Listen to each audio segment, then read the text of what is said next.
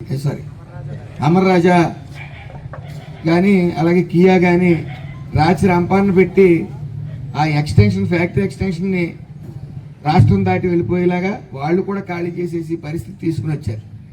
సుమారు 40 ఇండస్ట్రీల్ని బయటికి తరివేశారు. అంటే ట్యాక్స్ వచ్చి అన్నీ కూడా ఆర్థిక మూలాలని సర్వనాశనం చేశారు.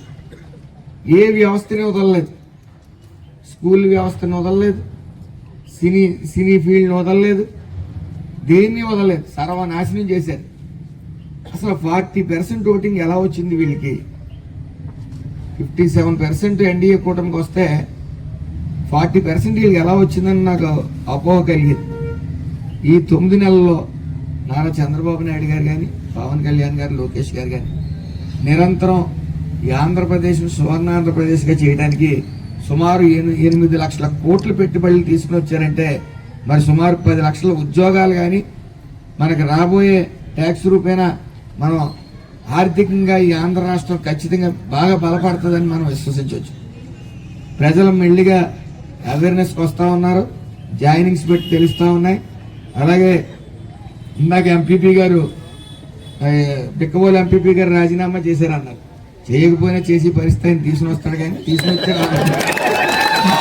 అయితే ఈయన మన వేగుల జోగేశ్వరరావు గారి దాంట్లో ఆయన ప్రత్యర్థి ఉన్నాడు.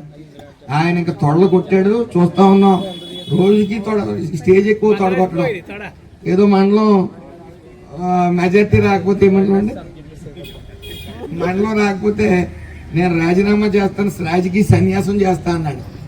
మరి ఆ రాజకీయ సన్యాసం గోర్మిల్ విలేజ్ రాకపోతే రాజకీయ సన్యాసం చేస్తాడు. ఆయన కూడా జగన్మోహన్ రెడ్డి కూడా పిచ్చోహతోని వైనాట్ 175 వైజాగ్ లో ప్రమాణ స్వీకారం పెట్టుకున్నాడు.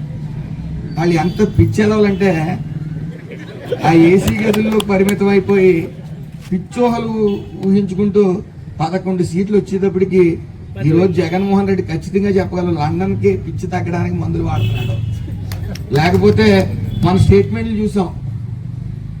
ఎవరో అవినాష్ రెడ్డి అందంగా ఉన్నాడు, మగోళ్ళ అందం మీద వ్యామోహం పడుతున్నాడు. అతను ఖచ్చితంగా తేడా చేసింది. భారతీయ మిస్సెస్ కూడా తెలుసు తేడా చేసింది తనకని, ఎందుకంటే ఇంట్లో ఉండే వ్యక్తికి ఖచ్చితంగా తెలుసు. అయితే అతని భావం అంటే మగోళ్ళు అందంగా ఉంటే పక్క చేరతాడు. అతను ఏ ఉద్దేశం ఉందో నాకు తెలియదు. ఈ నారా చంద్రబాబు నాయుడు గారు చేర్చుకోవట్లేదు, ఆయనకి అసూయ అంటున్నాడు. ఆయన సొంత కాస్ట్ అయినా చేర్చుకోవట్లేదు అంటున్నాడు. అంటే అతనికే కాదు, అతని కేడర్ కూడా ఒక్కసారిగా 175 అనేటప్పటికి 11కి వచ్చి పడేటప్పటికి మానసికంగా చాలా ఇబ్బంది పడతా ఉన్నారు. ఏదేమైనప్పటికీ తెలుగుదేశం పార్టీ బలంగా ఉండడం కోసం ఈరోజు మనోజ్ రెడ్డి గారు మరి కార్యకర్తల్ని జాయిన్ చేయడం, మన ఎన్డీఏ కూటమిని బలపరచడం, ప్రత్యర్థి నెక్స్ట్ రామకృష్ణారెడ్డి గారి మీద పోటీ చేయాలంటే భయపడే విధంగా ఈ జాయినింగ్స్ ఉండాలని మనస్ఫూర్తిగా కోరుకుంటూ మరొక